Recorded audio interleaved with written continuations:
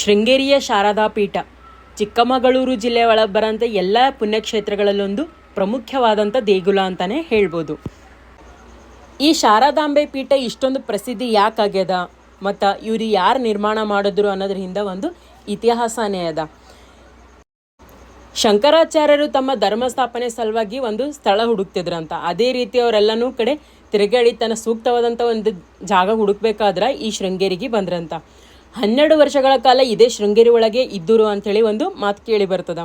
ಅವರು ಇದ್ದೇ ಟೈಮ್ದಾಗ ಇದೇ ಒಂದು ಸೂಕ್ತ ಜಾಗ ಅಂತ ಅವ್ರಿಗೆ ಯಾವಾಗ ಅನ್ನಿಸ್ತು ಅಂತ ಹೇಳಿದ್ರೆ, ನಡು ಮಧ್ಯಾಹ್ನದಾಗ ಒಂದು ಕಪ್ಪಿ ನೋವುಲಿಂತ ಬಳಲ ಟೈಮಿಗೆ ಒಂದು ಸರ್ಪ ತನ್ನ ಹೆಡಿ ಬಿಚ್ಚಿ ಕಪ್ಪಿಗೆ ನೆರಳು ಕೊಟ್ಟಿತ್ತಂತ. ಅದ್ರ ಸಲುವಾಗಿ ವೈರಿಗಳೆಲ್ಲ ಒಂದಾಗಂಥ ಜಾಗ ಇದು ಅದ, ಇದೇ ನನ್ನ ಧರ್ಮ ಸ್ಥಾಪನೆಗೆ ಒಂದು ಸೂಕ್ತ ಜಾಗ ಅದ ಅಂತ ಹೇಳಿ ವಿದ್ಯಾದೇವತೆ ಬುದ್ಧಿ ದೇವತೆ ಆದಂಥ ಶಾರದಾಂಬೆಗೆ ಇಲ್ಲಿ ಅವರು ಸ್ಥಾಪನೆ ಮಾಡ್ತಾರೆ.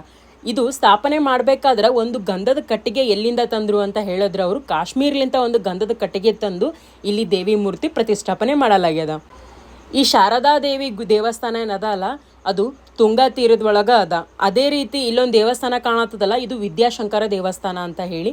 ಈ ದೇವಸ್ಥಾನ 14ನೇ ಶತಮಾನದೊಳಗೆ ನಿರ್ಮಾಣವಾದಂಥ ದೇವಸ್ಥಾನ. ಸಣ್ಣ ಮಕ್ಕಳಿಗೆಲ್ಲ ಸ್ಕೂಲಿಗೆ ಅಡ್ಮಿಷನ್ ಮಾಡೋಸಕ್ಕಿಂತ ಮೊದಲ ಒಂದು ವಿದ್ಯಾಭ್ಯಾಸ ಅಂಥೇಳಿ ಒಂದು ಪೂಜೆ ಎಲ್ಲ ಮಾಡ್ತಾರೆ. ಆ ಕಾರ್ಯಕ್ರಮಗಳೆಲ್ಲ ಇಲ್ಲಿ ಬಹಳಷ್ಟು ನಡೀತಾವ. ದೇವ್ರ ಹತ್ರ ಕರ್ಕೊಂಡು ಬಂದು ಇಲ್ಲಿ ಪೂಜೆ ಮಾಡಿಸ್ಕೊಂಡು ಹೋದ್ರೆ ತಮ್ಮ ಮಕ್ಕಳು ವಿದ್ಯಾವಂತರಾಗ್ತಾರೆ, ಬುದ್ಧಿವಂತರಾಗ್ತಾರೆ ಅಂತ ಹೇಳಿ ಇಲ್ಲಿ ಕರ್ಕೊಂಡು ಬಂದು ಅವರಿಗೆ ವಿದ್ಯಾಭ್ಯಾಸ ಪೂಜೆ ಚಾಲು ಮಾಡ್ತಾರೆ. ಜನಗಳೆಲ್ಲ ನಂಬಿಕೆ ಏನಂತ ಹೇಳಿದ್ರೆ, ಇಲ್ಲಿ ಬಂದು ಕಲಿಸ್ಕೊಂಡು ಹೋದ್ರೆ ತಮ್ಮ ಮಕ್ಕಳು ಮುಂದೆ ಬರೋಂಥ ದಿನದೊಳಗೆ ಭಾಳಷ್ಟು ವಿದ್ಯಾವಂತರಾಗ್ತಾರೆ, ಬುದ್ಧಿವಂತರಾಗ್ತಾರೆ ಅಂತ ಹೇಳಿ ಸರಸ್ವತಿಗೆ ಯಾವ ರೀತಿ ಪೂಜೆ ಮಾಡ್ತಾರಲ್ಲ, ಅದೇ ರೀತಿ ಈ ಶಾರದಾ ದೇವಿಗೂ ಕೂಡ ಇಲ್ಲಿ ಪೂಜೆ ಮಾಡ್ತಾರೆ. ಸುತ್ತಮುತ್ತ ದಟ್ಟವಾದಂಥ ಕಾಡಿನ ನಡುವೆ ಮತ್ತು ಹರಿಯಂಥ ನೀರಿನ ಮಧ್ಯೆ ಈ ದೇವಿ ದೇವಸ್ಥಾನ ಒಂದು ರೀತಿ ಯಾವ ರೀತಿ ಕಾಣಿಸ್ತದ ಅಂತ ಹೇಳಿದ್ರು ಒಂಥರ ಮನಸ್ಸಿಗೆ ಶಾಂತಿ ಅನ್ನಿಸ್ತದ. ಎಲ್ಲ ರೀತಿಯ ವಾತಾವರಣಗಳು ಒಂದೇ ಕಡೆ ನೋಡ್ಲಿಕ್ಕೆ ಕಾಣಿಸ್ತದ. ನೀರು, ಬಿಸಿಲು, ಅದೇ ರೀತಿ ಹಸಿರಾದಂಥ ವಾತಾವರಣ, ಇದೆಲ್ಲನೂ ಇಲ್ಲಿ ನೀವು ನೋಡಬಹುದು.